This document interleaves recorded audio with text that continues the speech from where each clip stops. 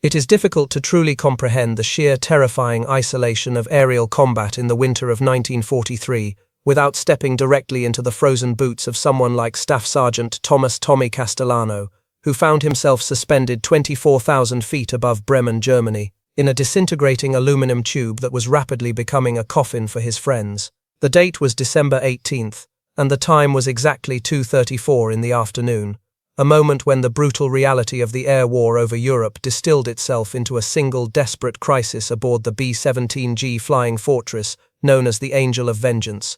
The ambient temperature inside the unpressurized fuselage had plummeted to 50 degrees below zero, a cold so profound it felt less like weather and more like a physical assault, freezing the blood of the radio operator who lay dead just 3 feet away, his life ending on the frost-covered metal floor. Chaos reigned in the thin air, as 6 Focke-Wulf Fy-190 fighters, the predators of the Luftwaffe, slashed through the American bomber formation with terrifying coordination. The internal communications network was a cacophony of panic. The ball turret gunner was screaming into the intercom, trapped in his glass sphere, and unable to rotate his guns to track the swarm, while the starboard waist position had been shredded by 20mm cannon fire, leaving those gunners silent and likely dead. Of the 10 defensive positions designed to protect this flying fortress, only 3 remained operational, and crucially, none of them could cover the aircraft's most fatal vulnerability, the 70-degree blind spot directly beneath and behind the fuselage. This was the exact geometric weakness where Tommy's younger brother had been murdered 6 weeks prior, a slaughter Tommy had witnessed with helpless rage. Castellano was officially a waist gunner, not an engineer, and certainly not an authorized technician, yet at his feet in a nondescript canvas bag sat a modification so forbidden, so flagrantly in violation of Army Air Force's regulations, that its mere existence would guarantee a court-martial and a lengthy sentence in a military prison. This device, a crude but ingenious assembly of straps and cables put together over 37 sleepless nights of grief and obsession, represented a binary choice. It would either save the 8 men still breathing on this crippled bomber, or the structural stress of the modification would rip the aircraft apart and kill them all. The FW-190s were regrouping for their killing pass, the coordinated rear undercut attack that had claimed so many American lives, leaving Castellano with less than 90 seconds to make a decision that violated every oath he had sworn to uphold. But in Tommy's mind, the regulations had already failed. The rulebook had stood by and watched a 19-year-old kid from Brooklyn burn alive while the top turret sat empty and useless because of a 12-second delay built into the design. In the next 4 minutes and 18 seconds, Castellano would not only perform an act of gunnery deemed physically impossible, but he would also fundamentally alter the defensive doctrine for every heavy bomber flying over Europe, proving that there are moments in war when the only way to truly honor the dead is to break the rules written by the men who let them die. To understand the magnitude of this decision, one must look back to the shadow of the Brooklyn Navy Yard, where Thomas Castellano grew up, the son of a crane operator who maneuvered the massive gantries that lifted battleship turrets. The family lived in a cramped third-floor walk-up on Flushing Avenue, a home filled with the noise and warmth of an immigrant family, where Tommy, the serious fixer who repaired the building's radiators, watched over his younger brother Francesco, known to everyone as Frankie. Despite a 4-year age gap, the brothers were inseparable, 2 halves of a whole where Tommy provided the mechanical pragmatism, and Frankie, a Golden Gloves boxer with an infectious belief in the goodness of the world, provided the spirit. Their father Salvatore, who had come from Sicily in 1911, and ruined his hands working with steel cables to give his sons a future, had saved enough to send Tommy to trade school, where he mastered machining, welding, and mechanical engineering skills that landed him a job at the Navy Yard, working on destroyer engines at 18. When Pearl Harbor shattered the world, Tommy enlisted immediately, a skilled 22-year-old quickly assigned to the 303rd Bomb Group, the famous Hells Angels, as a flight engineer and aerial gunner. He had no idea that Frankie, skinny and determined, had lied about finishing high school to enlist 6 months later, driven by a naive desire to follow his big brother into the fight.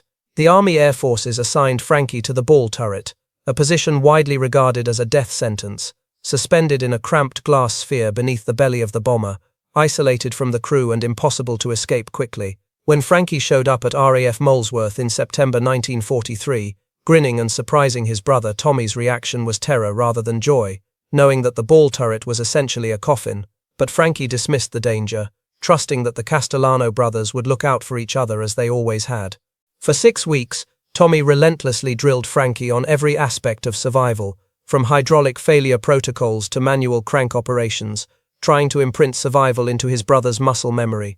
He warned Frankie specifically about the blind spot, the zone where the ball turret could not elevate past 60 degrees, and where safety depended entirely on the top turret gunner, a dependency Tommy loathed because he believed that reliance on the system was a fatal mistake. The Boeing B-17 Flying Fortress was marketed to the American public as an invincible battleship of the sky, bristling with 13.50 caliber machine guns, yet the reality was that the defensive array suffered from a systemic fatal flaw that German pilots exploited with surgical precision. The central blind spot was a cone of vulnerability directly below the tail. The ball turret couldn't shoot straight up, the top turret couldn't depress straight down, and the waist guns couldn't angle back far enough, creating a sanctuary for attacking fighters. Luftwaffe pilots, specifically those in the heavily armed WWII, utilized a tactic called the Hinterschnitt, or rear undercut, feinting a frontal attack to draw fire before diving beneath the formation and pulling up sharply into this blind spot to fire 20 cannons from point-blank range into the bomber's unprotected belly. The results were catastrophic, often severing the main wing spar or igniting the bomb bay, and between August and October of 1943, 63% of the 303rd Bomb Group's losses were attributed to this specific attack vector. The problem was known to every level of command, documented in engineering reports and debriefs, yet the institutional solution, improved turret designs, was stuck in a bureaucratic pipeline with a timeline of 18 to 24 months, a delay that sentenced thousands of airmen to death. Tommy tracked these statistics obsessively, and on October 28, he presented a solution to his commander, Captain Gerald Whitmore, a harness system allowing the top turret gunner to operate the guns while standing outside the cupola, eliminating the 12-second delay required to climb in. Whitmore, a by-the-book officer, rejected the idea instantly, citing Technical Order 01-141, which prohibited unauthorized structural modifications, dismissing Tommy with the cold logic that men die in war and regulations must be followed. 2 days later, on October 30th, Frankie flew his 7th mission to Wilhelmshaven in a B-17 named Lady Luck, positioned in the vulnerable coffin corner of the formation. Tommy, flying nearby in the Angel of Vengeance, watched in horror as the predicted nightmare unfolded.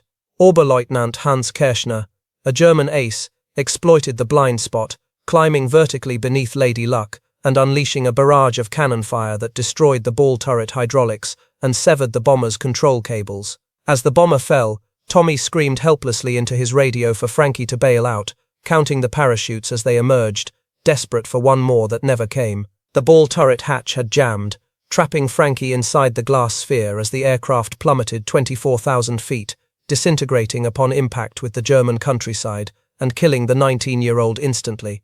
The official report was clinical, citing enemy action exploiting central defensive blind spot and recommending no changes to protocol.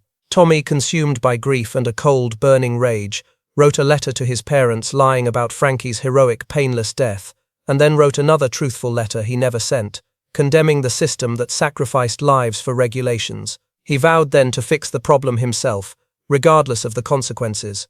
For 37 nights, Tommy worked in secret inside the hangar bay, hiding from patrols and disguising his unauthorized engineering as routine maintenance on the Angel of Vengeance. He drilled into the massive aluminum I-beam of the main wing spar, reinforcing it with steel plates to create anchor points for a harness made of stolen parachute webbing. He designed a remote firing mechanism using steel cables and pulleys that allowed the top turret's triggers to be depressed by a lever mounted on the spar, and he extended the elevation and traverse controls with steel rods so they could be manipulated from outside the turret.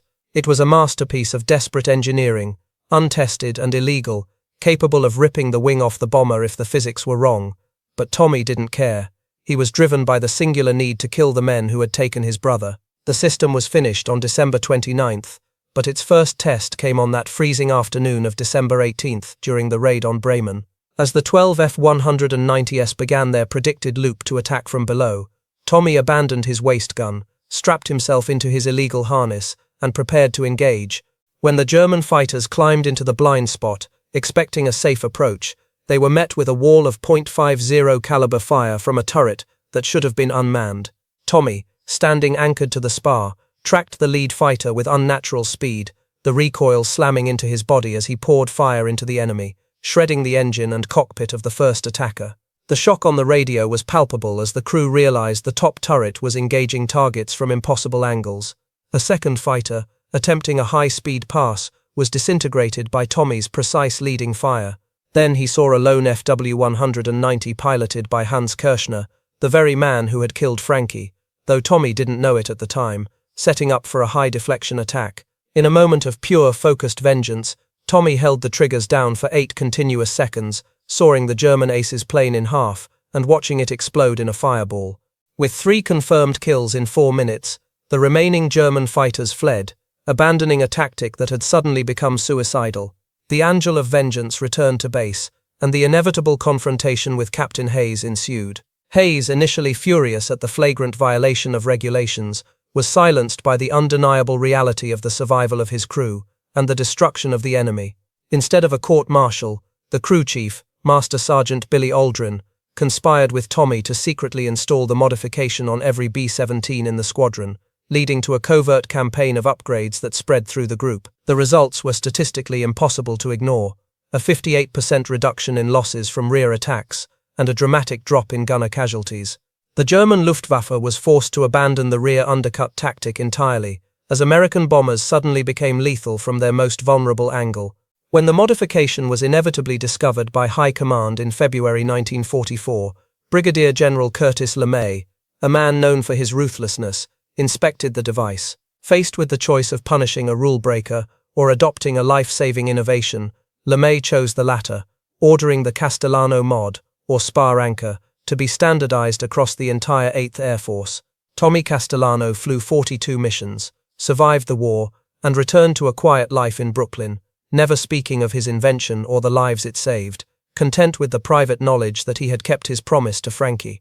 It wasn't until 1994 that a historian uncovered the truth, leading to a posthumous Distinguished Service Cross in 2001, finally recognizing the sergeant who proved that in the moral calculus of war, the greatest heroism often lies not in following orders, but in having the courage to change them when they are wrong. So, if this story of brotherhood, defiance, and the kind of ingenuity that only comes from desperation resonated with you, go ahead and hit that like button to help us keep these memories alive.